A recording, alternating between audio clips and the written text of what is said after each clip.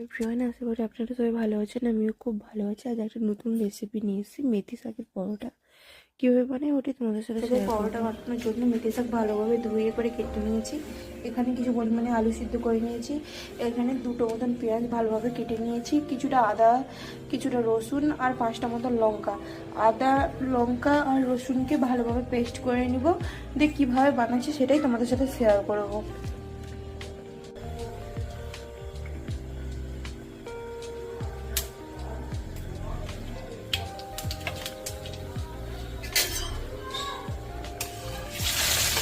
মতন এলাচ দিয়ে দিয়েছি আর একটু জায়ফল দিয়ে দিচ্ছি।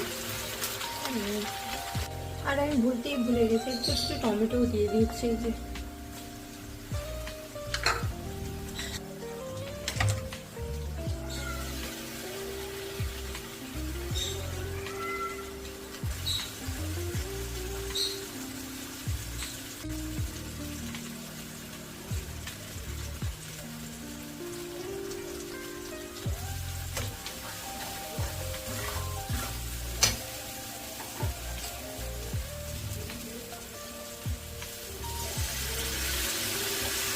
সিদ্ধ করা আলু আর মেথি ভর্তাটা একসাথে মাখিয়ে নেবো, এতে মশলাও অ্যাড করে দেবো।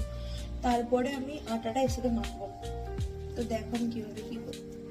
হয়ে গেছে, এতে সব রকমের মশলা অ্যাড করবো। কী মশলা অ্যাড করছি, আমি 1 চামচ মতো নিচ্ছি, 1 চামচ মতো লঙ্কা গুঁড়ো নেবো,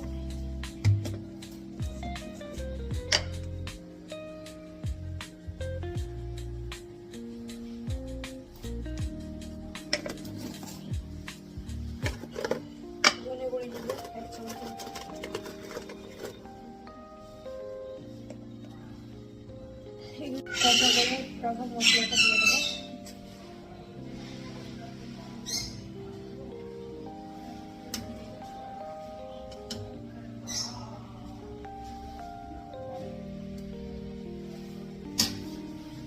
এটা মিক্স করে নেব।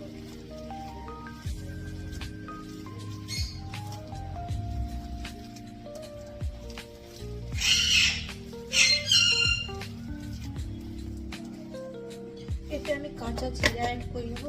এইভাবে হাতে নিয়ে এইভাবে করে দিয়ে দেবো।